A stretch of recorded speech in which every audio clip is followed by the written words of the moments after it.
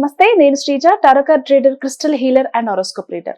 ఈ ఎపిసోడ్స్ లో మనం ద్వాదశ రాశులకు సంబంధించి టారో కార్డ్ ప్రెడిక్షన్స్ ద్వారా ఎలా ఉండబోతుందో తెలుసుకుందాం.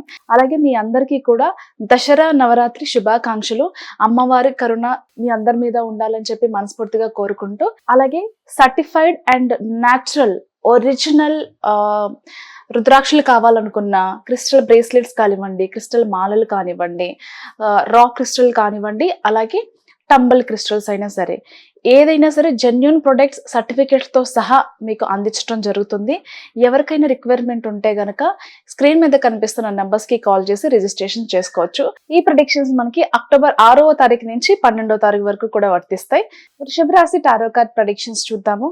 వృషభ రాశికి సంబంధించి ఎమోషనల్గా చాలా బ్యాలెన్స్డ్గా ఉండాల్సిన టైం. ఎందుకంటే మీరు ఎవరినైతే చాలా ఇష్టంగా ఇష్టపడుతున్న వ్యక్తులు ఎవరైతే ఉన్నారో వాళ్ళు మీకు తెలియకుండా చాలా విషయాలు దాస్తున్నారు ఫినాన్షియల్గా. అలాగే వాళ్ళ లైఫ్లో మీరు కాకుండా వేరే వ్యక్తి ఉన్నారు, ఆ వ్యక్తికి మీకంటే కూడా ఎక్కువ ప్రాధాన్యత ఇస్తున్నారు అనే విషయాన్ని తెలుసుకోగలుగుతారు. అంటే ఎక్కువ ఇంపార్టెన్స్ ఇవ్వడం.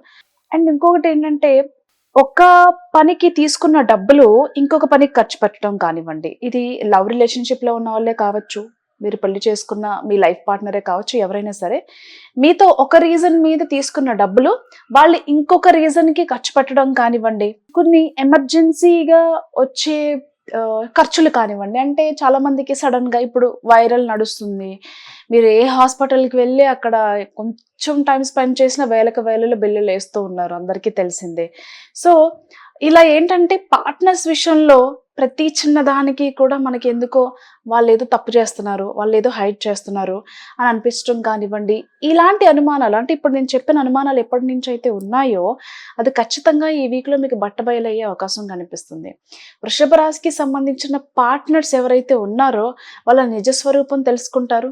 వాళ్ళు ఏంటి, వాళ్ళ దగ్గర మీ దగ్గర ఏమేమి అబద్ధాలు చెప్పి డబ్బులు తీసుకున్నారు, ఏ పర్పస్ మీద ఖర్చు పెట్టారు, ఎవరితో మాట్లాడుతున్నారు, ఎందుకు మాట్లాడుతున్నారు, ఏ పర్పస్తో మాట్లాడుతున్నారు. ఇన్ని రోజుల నుంచి మీకేదో ఉన్న విషయాలన్నిటినీ కూడా లేదు అని చెప్పి మీ దగ్గర దాస్తూ వచ్చారు.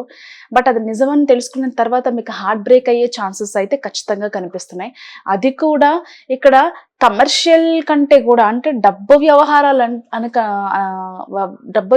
కంటే కూడా వాళ్ళ లైఫ్లో ఉన్న థర్డ్ పర్సన్కి ఎక్కువ వాల్యూ ఇవ్వడం, మిమ్మల్ని పక్కన పెట్టడం, ఇలాంటి విషయాల మీద ఎక్కువ హర్ట్ అయిపోతూ ఉంటారు.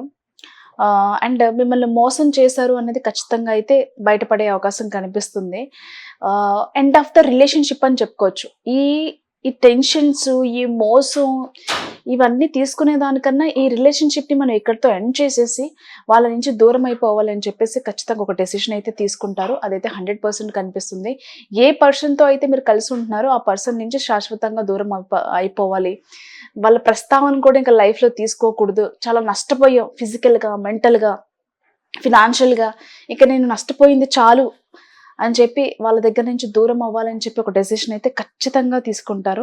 ఇక బిజినెస్ పరంగా చూసుకుంటే కనుక బిజినెస్ పరంగా మాత్రం, అంటే కెరియర్ పరంగా మాత్రం మంచి పురోగతి అయితే కనిపిస్తుంది. కానీ మీరు పర్సనల్ లైఫ్లో జరుగుతున్న విషయాల మీద ఫోకస్ ఏదైతే ఉందో అదంతా తీసుకొచ్చి ఇప్పుడు మీరు ప్రొఫెషనల్ లైఫ్ మీద పెట్టినట్లయితే కనుక ఇబ్బందులు ఎదురయ్యే అవకాశం అయితే కనిపిస్తుంది. కాబట్టి మీ బిజినెస్ మీద ఫోకస్ చేయండి.